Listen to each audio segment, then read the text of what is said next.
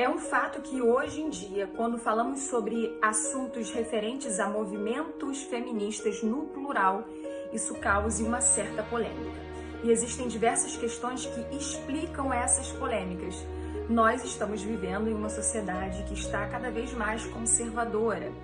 Portanto, qualquer tema que envolva uma quebra de padrões causa uma certa estranheza.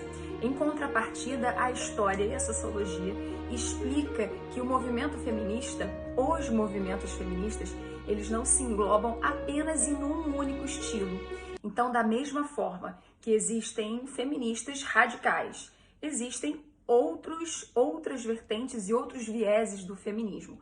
Portanto, nesse pequeno vídeo, nesse pequeno post, eu vou explicar basicamente como se iniciam as questões do feminismo. Bom, o feminismo é uma movimentação social, assim como diversas outras que permearam a história.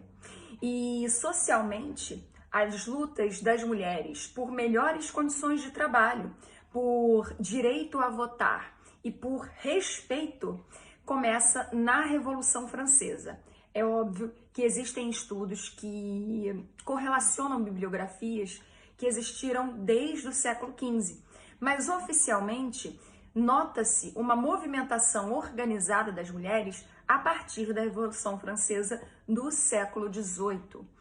Se você gosta de história e se você se lembra da Declaração dos Direitos do Homem e do Cidadão, você porventura vai fazer uma correlação nesse tema à exclusão dos direitos das mulheres. Bom, as mulheres elas não foram inseridas no contexto de luta de melhores condições políticas na França, de igualdade, liberdade e fraternidade. Muitas não foram inseridas, por mais que elas tivessem lutado juntamente aos homens. Os direitos do homem e do cidadão comprovam essa visão patriarcal da Revolução. As mulheres elas poderiam participar da política francesa no período da Revolução? Não poderiam. Mais uma mulher chamada Olympe de Gouges, que fazia uma organização com outras mulheres, ela no período do terror, ela era uma jacobina, ela era uma revoltosa, ela chegou a ser julgada e foi condenada à morte. E ela foi presa por crimes políticos. Mas vejam a incoerência da sociedade francesa. As mulheres elas não poderiam, teoricamente, na verdade, na prática, participar da política, mas elas poderiam ser condenadas e ir à forca por questões de atitudes políticas. Vandales! Femmes des faubourgs, nous toutes! Écoutez! Nous voulons que le roi quitte Versailles! Et que sa couronne femme! Nous voulons du blé! Du pain! Et des droits! Olympe sobe ao cadafalso, ela é condenada a morrer pela guilhotina e ela prolifera a seguinte frase: se a mulher tem o direito de subir no cadafalso, a mulher também deve ter o direito de participar efetivamente da política. Nesse momento, nesse período da história, mudanças sociais radicais, melhores condições políticas e de trabalho para as mulheres não vão acontecer. Mas no século XIX, mais no finalzinho do século, movimentos sociais, principalmente fundamentados devido à intensa revolução industrial que havia ocorrido tanto na Inglaterra como nos Estados Unidos, vão aguçar as mulheres a correrem atrás, a buscarem mais condições na política. E o movimento sufragista, ou seja, o direito ao sufrágio, o direito ao voto, ele vai ser desenvolvido efetivamente por essas mulheres.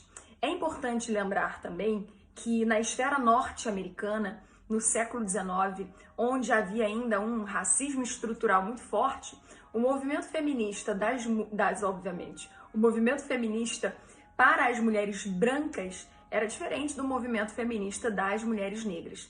Então existiu uma ativista chamada Sojourner Truth, não sei se eu falei com o sotaque certo, que ela também fez um discurso maravilhoso, que falava: eu também não sou uma mulher, eu também não mereço estar dentro das pautas feministas.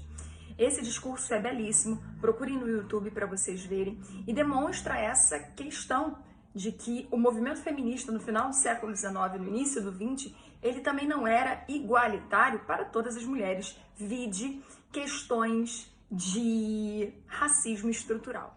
And ain't I a woman? I have borne 13 children, seen most sold off into slavery.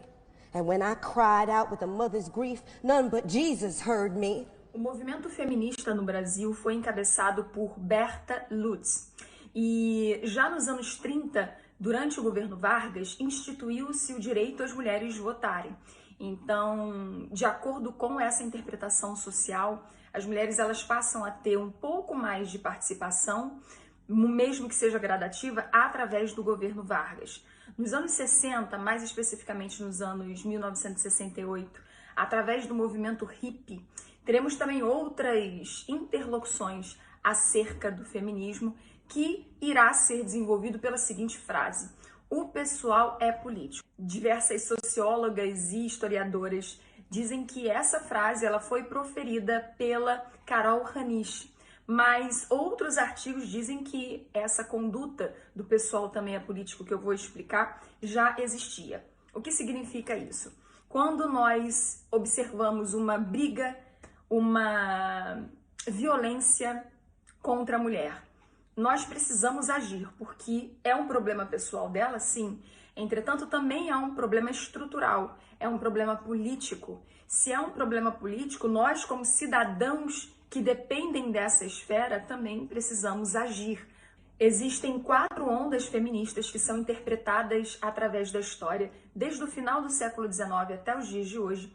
E o interessante é que quando nós tivermos a chance de discutir sobre o feminismo, que nós nos debrucemos sobre ele e que nós possamos estudar as várias vertentes desse movimento social, que é um movimento dentre os vários que nós temos. O movimento feminista é muito importante. Ele foi muito importante desde o final do século XIX, desde a Revolução Francesa, e nós não podemos colocar os movimentos dentro de uma caixinha e dizer que são todos iguais, pois não são. O feminismo, ele não é o contrário do machismo, certo? O machismo foi uma denominação criada para reforçar a violência e a opressão contra as mulheres a partir dos homens. Esse papo, esse assunto, eu poderia ficar 1h30 dando uma aula sobre as fases do feminismo, sobre o que cada um trabalha, mas isso aí só os meus alunos mesmo, tanto online quanto presenciais, vão poder ter. Aqui é só uma conversa mais fluida. Portanto, como professora de história e estudante das ciências sociais, uma eterna aprendiz, tanto da história quanto da sociologia, eu peço que você abra a sua cabeça, pesquise mais sobre, não coloque todos os movimentos feministas dentro de uma caixinha, porque existem determinações diferentes para cada um deles. É isso, eu espero que tenha aberto a mente de vocês. Tá um calor danado aqui, o ar-condicionado ainda está ruim, mas a explicação foi. Até breve e até logo. Compartilhar é multiplicar sempre.